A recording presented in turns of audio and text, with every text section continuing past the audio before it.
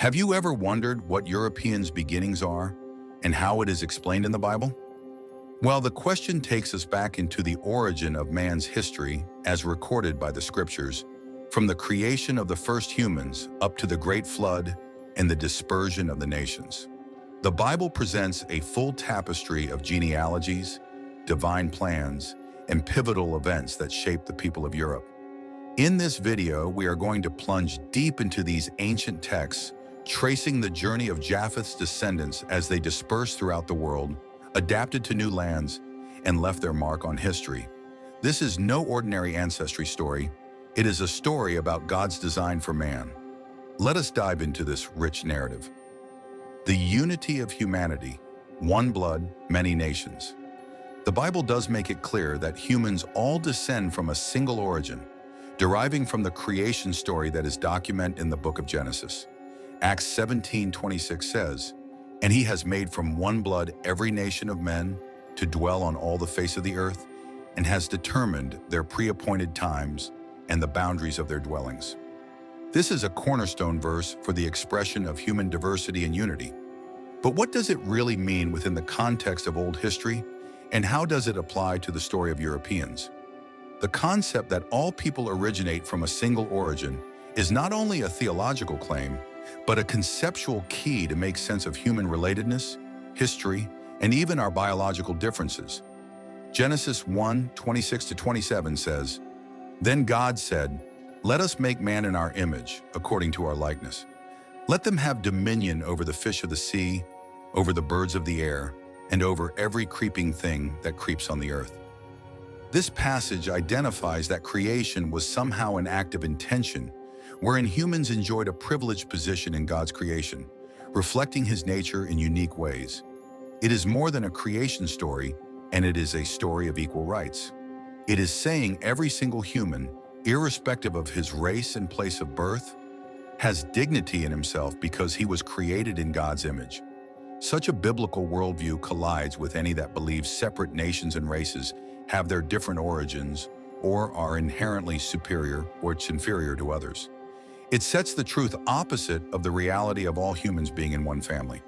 That unity, within the biblical context, found its first realization through the descendants of Adam and Eve.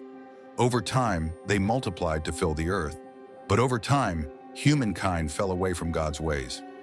The story of the Great Flood becomes, in effect, a divine reset that once again emphasizes, through the lineage of Noah and his three sons, Shem, Ham, and Japheth, the unity of humanity. The Great Flood, a new start for humanity. The Great Flood in the Bible is one of those moments that constituted a complete U-turn in human history. Genesis 6-9 explains how the earth had plunged into violence and corruption, necessitating God to clean the earth with water. But amidst this judgment, there was also hope. God chose Noah, a righteous man, to preserve life. Noah was spared in the ark, as were his wife, his three sons, Shem, Ham, and Japheth, their wives, along with a huge vessel that represented all animal kinds. The heavy rainfall for 40 days and nights, followed by 1 year aboard the ark while the waters recede, brought the ark to rest on the mountains of Ararat. This was a new beginning for humanity. In Genesis 9:1, God addresses Noah and his family, repeating the imperative he had given to Adam and Eve: "Be fruitful and multiply and fill the earth." This new mandate initiated the process of recolonizing the world through Noah's three sons. The moment is brought into focus by Genesis 9:18-19. Now the sons of Noah who went out of the ark were Shem, Ham, and Japheth, and from these the whole earth was populated. The account of the flood is therefore reflective of God's judgment and his mercy and faithfulness. He established a covenant with Noah that he would never again destroy the earth by a flood, establishing the rainbow as a sign of that covenant. This promise brings out the point that God, despite the failures in humanity, is still attached to his creation and has a plan for its restoration. Noah's sons became the ancestors of all the people and nations that would subsequently appear in history. Each son had to have a different role in the story that was to continue with humanity, and they would have descendants spread into different regions of the earth, adapt to the new areas, and develop their own cultures. Japheth, the father of European peoples of Noah's three sons, the most important to understand when trying to learn about the origins of European peoples is Japheth. The Bible traces the lineage of Japheth through what is called the Table of Nations in Genesis 10. In this chapter is a genealogical account regarding how the three sons of Noah, Shem, Ham, and Japheth had families that eventually spread out and populated different regions of the world. The sons of Japheth are recorded as following in Genesis 10:2-5. The sons of Japheth, Gomer, Magog, Madai, Javan, Tubal, Meshech, and Tiras. The sons of Gomer, Ashkenaz, Riphath, and Togarmah. The sons of Javan, Elisha, Tarshish, Kittim, and Dodanim. From these, the coastland peoples of the Gentiles were separated into their lands, everyone according to his language, according to their families, into their nations. Sometimes this passage is referred to as the Table of Nations because it provides a sort of ancient people's map of migration about the earth. Let's begin to explain all the sons of Japheth and the regions where they presumably settled. Gomer. Most scholars and historians equate the offspring of Gomer with the Cimmerians, a people from ancient times dwelling around the Black Sea, although they did afterwards show up in parts of Eastern Europe. Some of Gomer's offspring, such as Ashkenaz, are associated with areas that actually form part of Central Europe. Through the ages, it is possible that these peoples provided some of the material that resulted in the configuration of various Celtic and Germanic tribes. Magog, much speculation about who Magog is, has been forwarded, with many identifying it with the Scythians, tribesmen of the open plains of southern Russia and the Ukraine. The Scythians were skilled horseback riders and archers. They had become one of the great powers of the ancient world. Its influence stretched right across the Eurasian steppes, from Europe into Asia. Madai. Madai is to be identified with the Medes, who were ancient Iranians that settled in what is now northwestern Iran.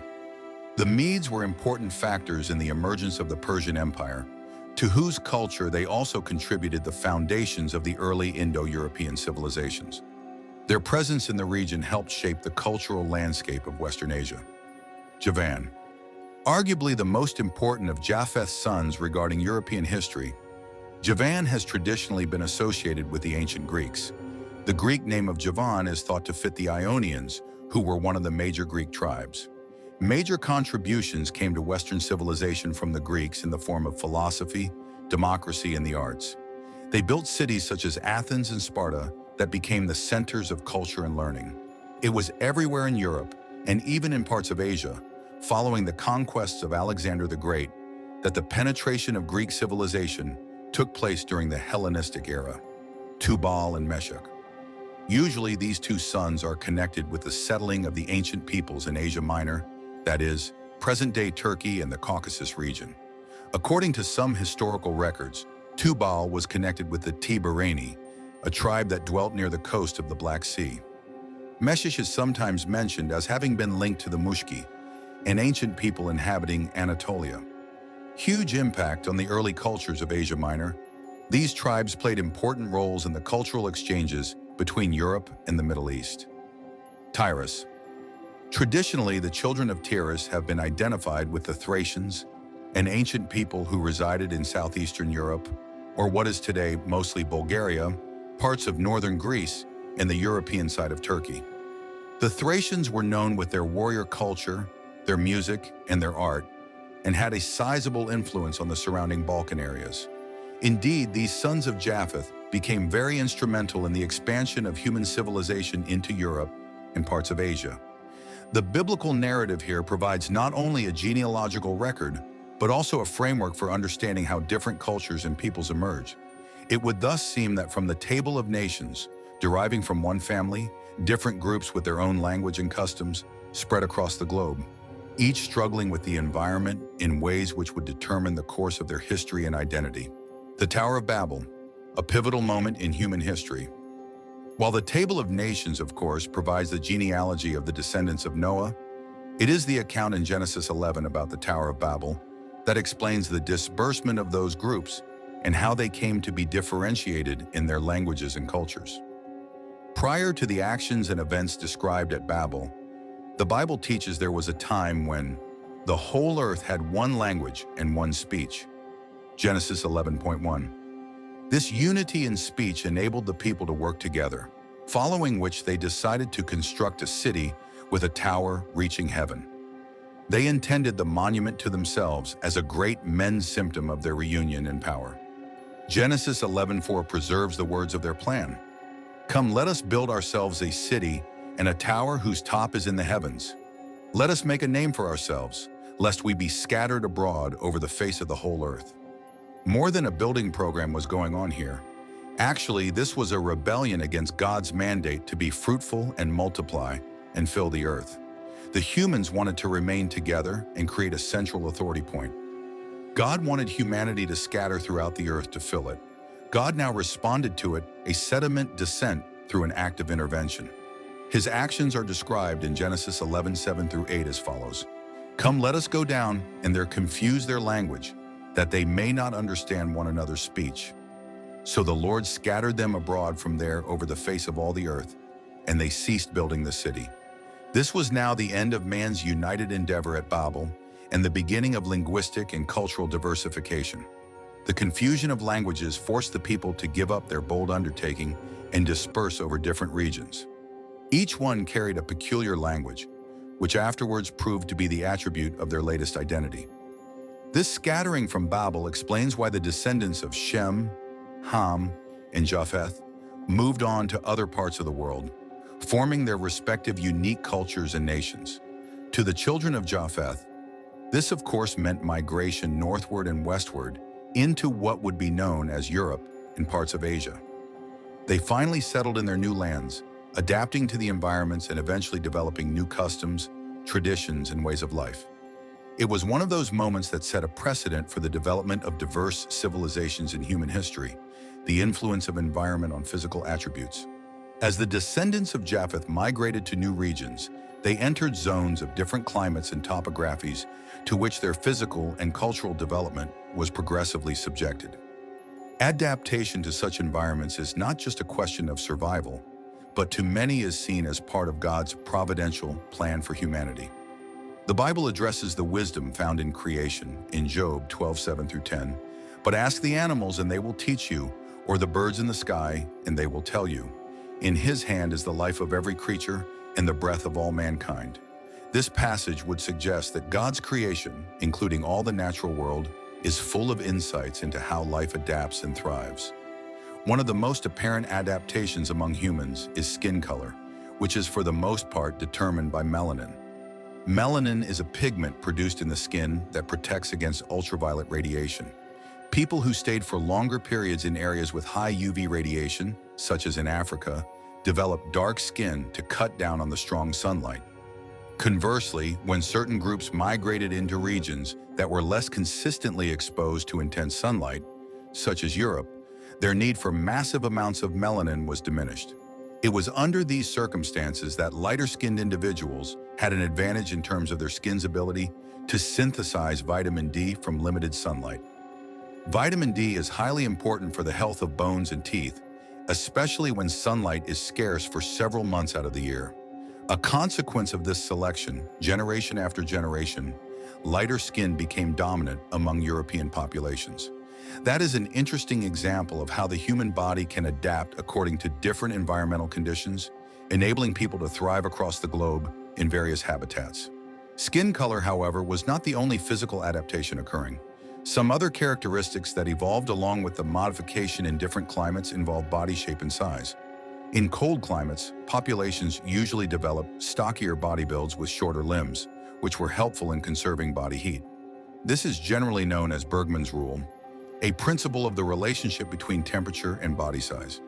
Those in hot climates develop tall and lean bodies so that they can dissipate more heat easily. These adaptations could be seen as a consequence of God's design, whereby man develops certain traits that would enhance the survival of the species in any given environment. They actually complete the concept of how humans, while developing from a single origin, have been shaped by the world around them in ways that have contributed to the rich diversity of physical appearance and cultural practices we see today. The cultural blending of ancient peoples. Whereas the sons of Japheth went to Europe and parts of Asia, they did not shut themselves off from others.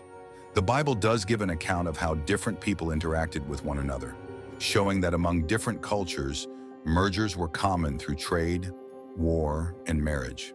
Perhaps the most salient example of this cultural mixture is to be found in the interactions of the Israelites and their neighbors. Although the majority of the people considered Israelites stem from the line of Shem, throughout their history they would encounter, interact with, and intermarry those people coming from the lines of Ham and Japheth. This, as will be seen repeatedly within the accounts of the Bible, from the alliances that Abraham would make with kings of the Canaanites to the diplomatic and military engagements of King David. In David's time, the ranks of the Israelites shared their ranks with foreign mercenaries and allies. Among them were some descendants of Japheth. All neighbors, including the Hittites, Philistines, and others, were part of them to some extent, showing some cultural exchange and intermarriage. Thus, Uriah the Hittite was one of the most trusted in David's army, having married Bathsheba, an important figure in the biblical account. These exchanges were not limited to military alliances. Trade routes crossing Asia, Europe, and Africa triggered off the exchange of goods, ideas, and technologies. The descendants of Japheth, through trade, received exposure to the accomplishments of ancient Egypt, Mesopotamia, and later those of Persia.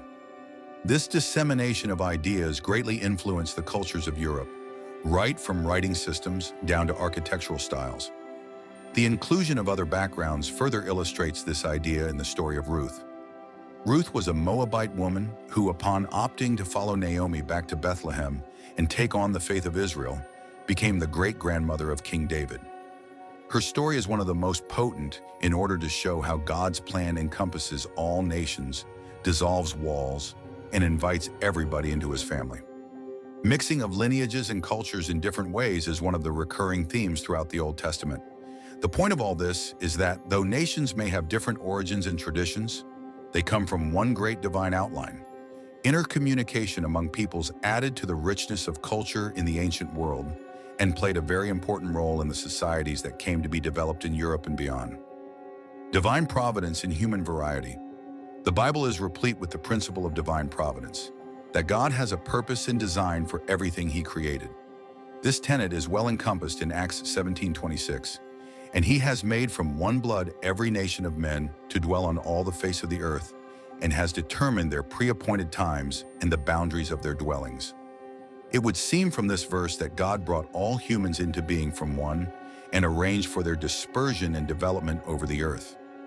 This would seem to imply that the migration, adaptation, and cultural development of the offspring of Japheth into Europe were not an accident, but part of a plan instituted by God himself. The difference we find in people today, be it in language, customs, or physical traits, are all part of the tapestry woven by divine providence. That is the biblical perspective concerning this matter. It is one of divinely constituted variety through which the richness of God's creation manifests itself. This realization can have great implications in the way we understand the world and the people around us. It does challenge us to see the diversity of humanity as one big present rather than a source of division.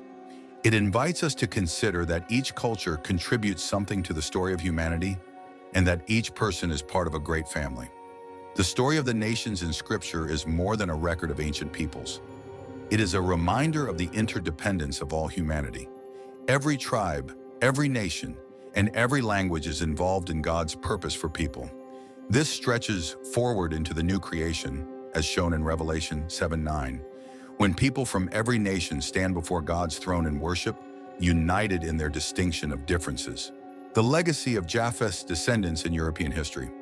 The sons of Japheth were important contributors in the origins of European civilization.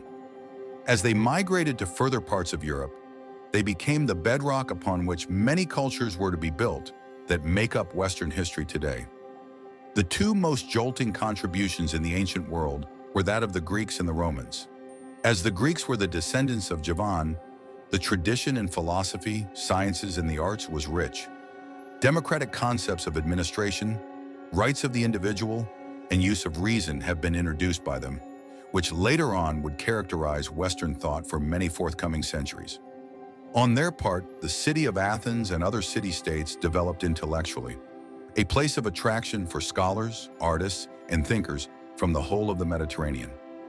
The works of Greek philosophers like Socrates, Plato, and Aristotle gave the grounds for Western philosophy and shaped how later societies would conceptualize things such as justice, morality, and the nature of existence. Influenced both by the Greeks and the cultures of the Near East, the Romans assembled one of history's most awesome empires. Perfection of government and law and engineering allowed for the creation of roads, aqueducts, and monumental building that impressed all who saw them. The Roman Empire was the true melting pot, bringing together peoples from across Europe, North Africa, and the Middle East. The legal and political systems of the Romans developed a foundation for many of our modern governments. Their development brought a sense of republicanism, civil law, and what constitutes a citizen. With the fall of the Western Roman Empire, Europe plunged into a period in history called the Dark Ages.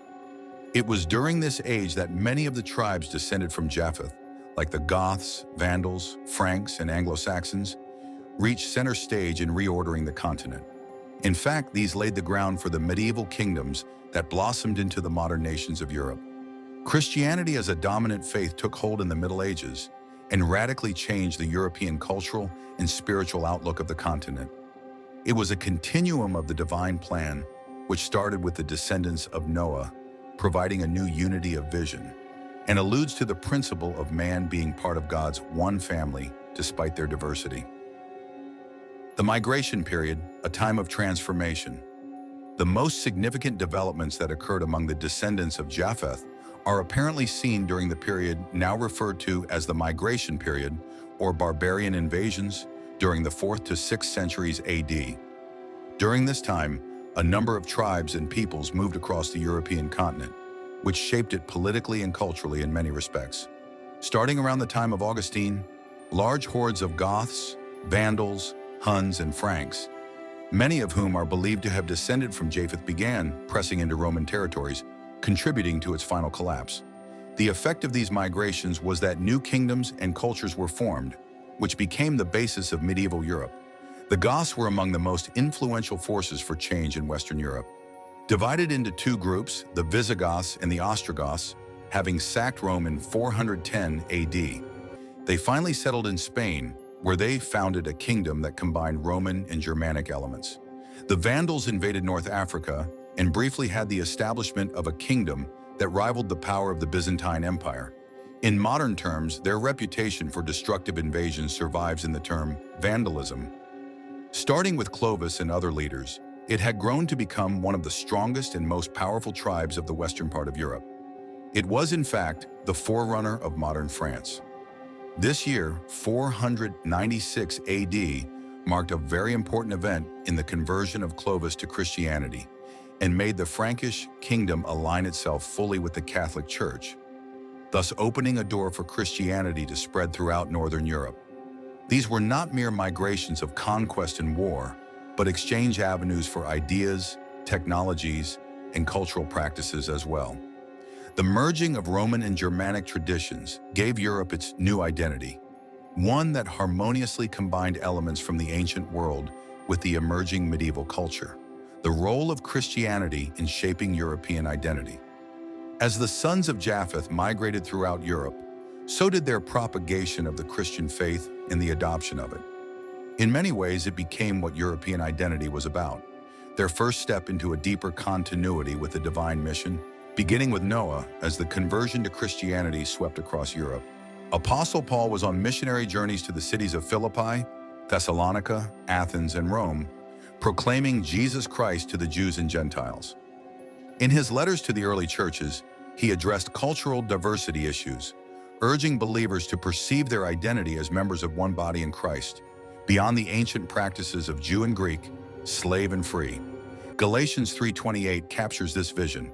There is neither Jew nor Greek, there is neither slave nor free, there is neither male nor female, for you are all one in Christ Jesus.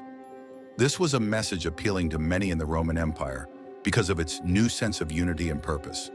The conversion of Emperor Constantine in the 4th century marked a watershed in the spread of Christianity.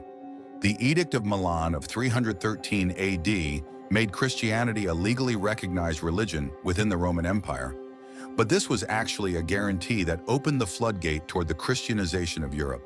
The Council of Nicaea, convened by Constantine in 325 AD, brought together bishops from across the empire to define the orthodox beliefs of Christianity, and thus created a platform upon which the Christian church could be based. Over the following centuries, the monks and missionaries journeyed throughout Europe to spread the gospel to the Celtic, Germanic, and Slavic peoples.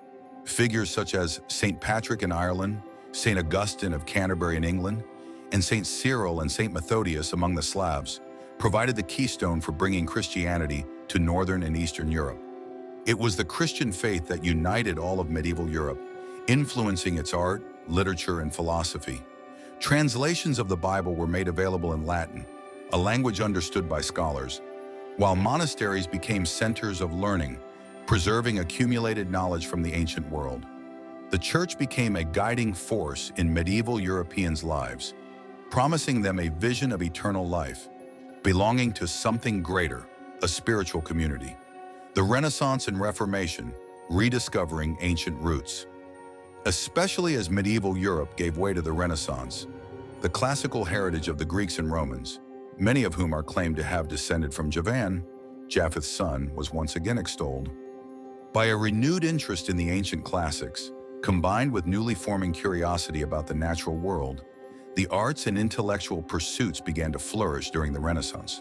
It was an era which produced the likes of Leonardo da Vinci, Michelangelo, and Galileo, men who stretched the confines both in art and science.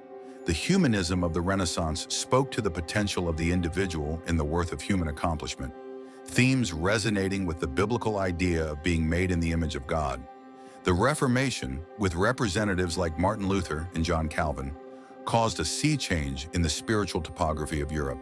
The Protestant Reformation questioned the Catholic Church's authority for basing ultimate spiritual truth on a return to the Scriptures. This reflected in the translation of the Bible into the vernacular, hence allowing ordinary people direct access to the Word of God. The Reformation deeply marked political and cultural life in Europe, giving rise to a nation-state and new forms of Christian worship. It further opened the doors to an age of exploration. The European powers sought to spread the gospel and extend their influence to new lands. The age of exploration, Japheth's descendants, and the spread of Western influence. The modern world of the age of exploration was centered upon the descendants of Japheth. These are the European explorers taking to the sea for adventure, riches, and religious causes to claim the lands that were yet to be discovered and enlarge their territories. Men like Christopher Columbus, Vasco da Gama, and Ferdinand Magellan were able to establish new trade routes and open colonies in the Americas, Africa, and Asia. The missionaries accompanying the explorers aimed at propagating Christianity among the natives, regarding their work as the extension of the Great Commission issued by Jesus in Matthew 28:19-20. Go therefore and make disciples of all the nations, baptizing them in the name of the Father and of the Son and of the Holy Spirit. This would be an age of colonization and interchange of cultures, carrying the Western ideas and technologies to new regions, vice versa, exposing Europe to the richness of other cultures. It was a moment of extreme change and conflict, where indigenous peoples faced displacement and colonial rule, but also initiated a global dialogue that has reshaped the cultural and spiritual landscape of the modern world. The modern legacy of the descendants of Japheth. During modern times, the descendants of Japheth became involved in current events within the nations of Europe and the Western world that have played a dominant role in shaping world history. It is here that Greek philosophy, Roman law, and Christian values continue to shape the political and cultural institutions of our modern world. The Enlightenment especially drew upon the intellectual achievements of Europe's ancient past, with its focus on reason and the rights of the individual. In this age, democracy, scientific inquiry, and devotion to human rights began to rise, and since then have become central to the Western worldview. Yet as we think of the marvelous variation of human cultures today, let us not be misled from what the Bible says. All individuals trace their ancestry back to a common stock. The variations of languages, cultures, and appearance existing today are but part of the spectacular tapestry of God's creation to reflect His creativity and wisdom. The story of Japheth's descendants is one of anything but conquest and colonization. Rather, it is a story of adaptation and innovation in faith. This account reminds one that God's plan for humanity is complex and beautiful, with a wide array of experiences and traditions. From creation to dispersion, from Adam and Eve to the descendants of Japheth, the great outreach across Europe and beyond unwraps in all its depth and intricacy. We have viewed how God's plan has been developed through rises and falls of civilizations, dispersion at Babel, and people's adjustment to new lands and cultures. These stories remind us that every difference, language, appearance, tradition, is part of the beautiful diversity God designed. But that's just part of a much greater whole. If you are wondering what the world was like before the flood, before the great turning point of Noah's time, well, you are not going to want to miss our next video entitled "What Was the World Like Before the Flood?" because it's a deep dive into this really mysterious era that really defined the course of human history. Enjoyed the video? Like, subscribe, and share with others who are into unraveling more mysteries from the Bible. Your support helps us bring more insightful content to you. Thanks for watching, and we'll catch you on the next one.